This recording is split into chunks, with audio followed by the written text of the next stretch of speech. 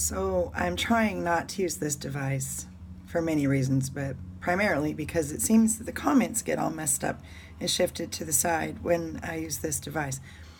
But the other ones still having challenges. So I was saying that I've lived near trains forever, but I really had no idea what they really sounded like. It's very aggressive sound. But it's familiar, so even that can't be dumbed down too much by hearing impairment. It is metal clanging upon metal. So I have no control over what I hear anymore, at all. And sometimes it takes a while to figure out what it is.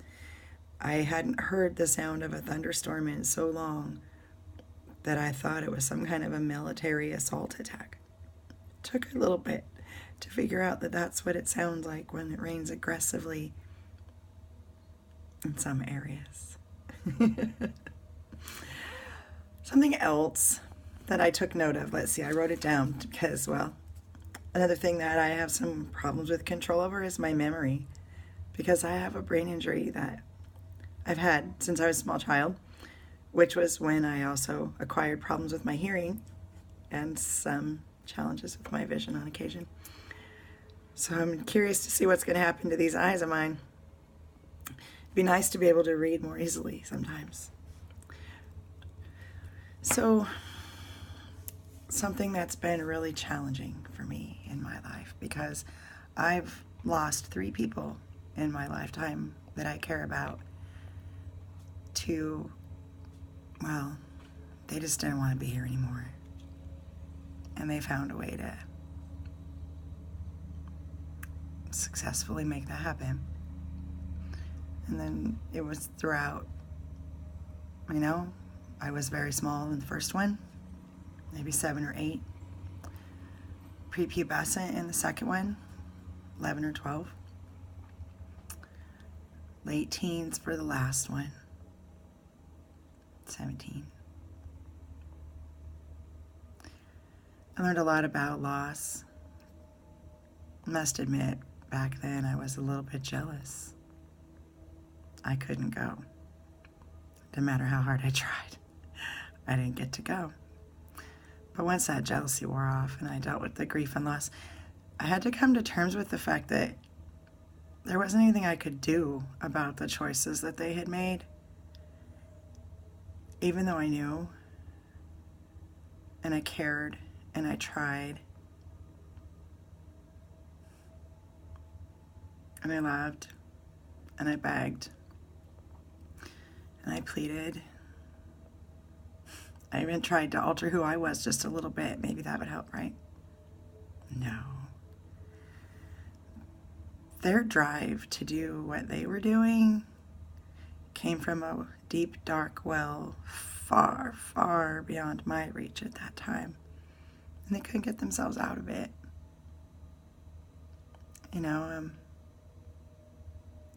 Sometimes we don't want to get out of it. Sometimes we want to get out, but we don't realize we want to get out. Sometimes we can't imagine anything else.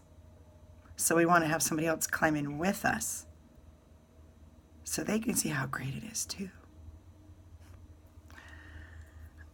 As you can imagine, if you've seen some of the more personal videos I've done, I've found myself in some positions before where other people are trying to put me on the hook for the choices that they were threatening to make. It was really hard in those moments not to yield, to resist being manipulated and controlled so they could feel powerful over something, because they refused to be powerful and in control over themselves, their own decisions, their own drives, their own thoughts, their own breathing in some cases. Sometimes that's all it takes, is just regulate your breathing and pause. And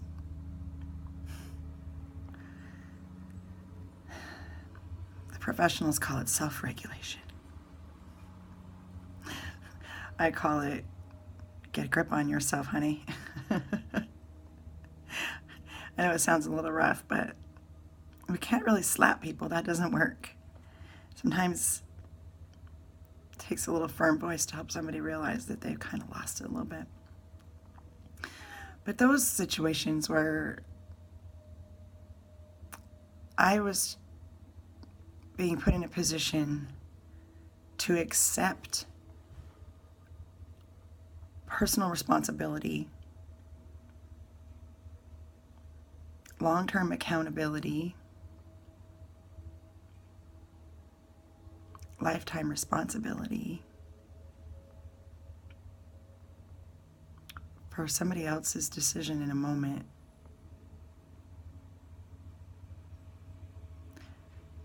Love made it very, very hard to resist doing that. But I had to. Because,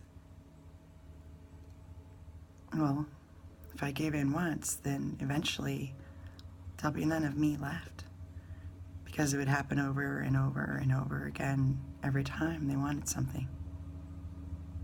I was fortunate in that when I put my foot down and said, no, I will not take responsibility for that decision, but I will help you come up with a better one, that worked. But some people that I cared about, it didn't. And it took a long time. It took a long time for my very, very dear friend to get over the loss of her everything. And all she had to do was just do this. It took her a long time. But she got over it eventually. Well, she didn't get over it. She got through it. She came out on the other side a different person. Stronger and more confident in who she was. With better established boundaries that prevented people from becoming interconnected with her rather than just connected to her. But that one's always been really challenging. I have a very strong empathy drive, and my instinct is to chameleon into whatever it is in that moment that's being demanded of me in order to keep them from making a bad decision. But ultimately, they're both bad decisions, and one impacts both and minimizes the ability for one to help the other, and the other impacts only one and preserves the safety of the other. So I don't want to say any more about that. That one hurts. But it's honest. I have a couple more, but this day has to get started, so I better get going. Be love.